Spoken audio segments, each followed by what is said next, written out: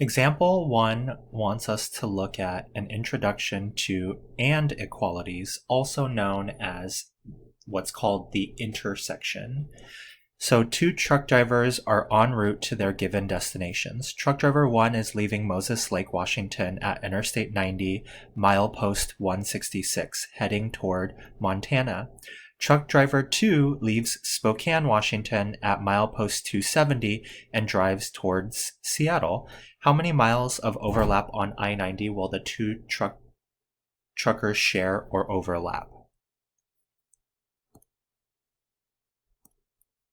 So something that might be helpful is first drawing a number line, and on that number line representing the different mile markers. So Moses Lake, maybe we could say, is about here, and Spokane, we could say, is about here. So this would be Spokane. Oh, sorry, that would be Moses Lake. And we have mile marker 166 here. And here we have Spokane. And this is going in the west direction, and this is going in the east direction.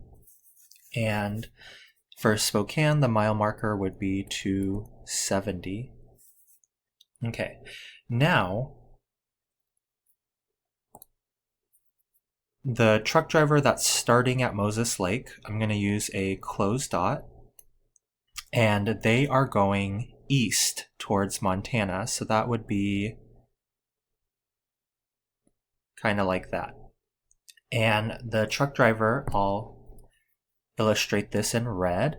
The truck driver that starts at Spokane, they are at mile marker 270, so I put a closed dot on 270, and then I will draw in going in the west direction since they're going towards Seattle. So with one of the truck drivers being represented in red and one of the truck drivers being represented in green, we want to know what is the overlap as far as the intervals that they're both traveling. So another way of saying that is like, what values are being double colored with red and green? So,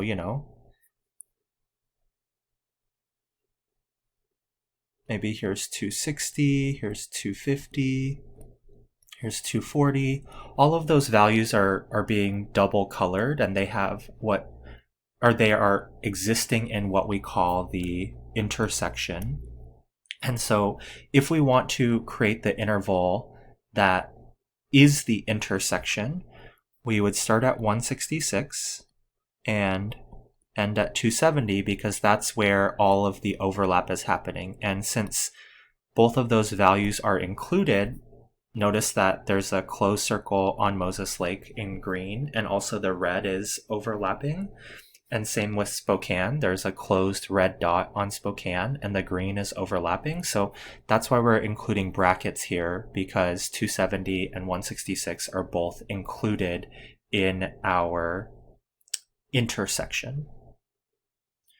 So that was the overlap or the intersection in interval notation. If we wanted to quickly write it in inequality notation, if we let X represent the mile markers that they share,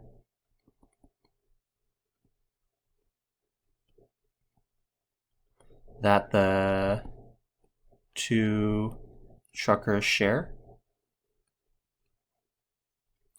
then it would be X is greater than or equal to 166, and X is less than or equal to 270. So that's how we would write it in inequality notation. Example 2 has us looking at an introduction to or inequalities, also called union. A person with diabetes must monitor their blood glucose levels while fasting, in other words, not eating food, to ensure they do not become ill. The danger zones for low glucose levels are when insulin levels drop below 80 milligrams per deciliter or higher than 120 milligrams per deciliter. Can you graph this danger zone as a compound inequality? So again, let's draw our number line.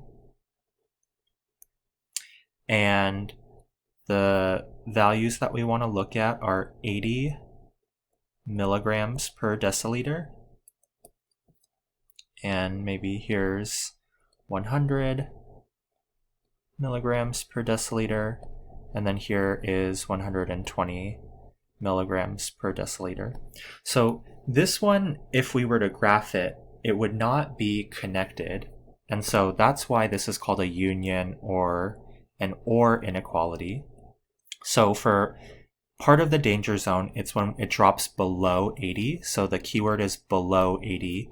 So that does not include 80. So we would use an open circle and then shade to the left since it's below.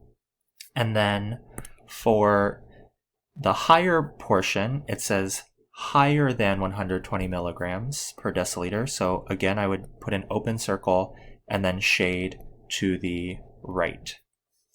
So if I were coming up with interval notation for that, I would do negative infinity, since it's going off forever in the left direction, comma 80 with a parenthesis. And then to represent the fact that we are combining two separate intervals, we're going to use the union symbol, which is, it looks like a capital U. And then parentheses 120, and we're putting parentheses since there's an open red circle on 120, and that's going off to infinity.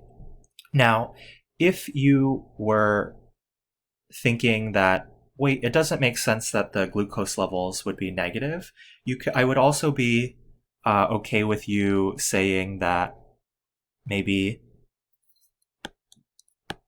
the interval would need to start at 0 and look something like that. That's fine as well. So now we want to talk about putting this in inequality notation. So I'm going to create a variable. Let's call it I to represent insulin levels in body. And so if we were writing inequality notation, that would look like I is less than 80 or I is greater than 120. So those are the two ways to create this inequality in either interval notation or inequality notation.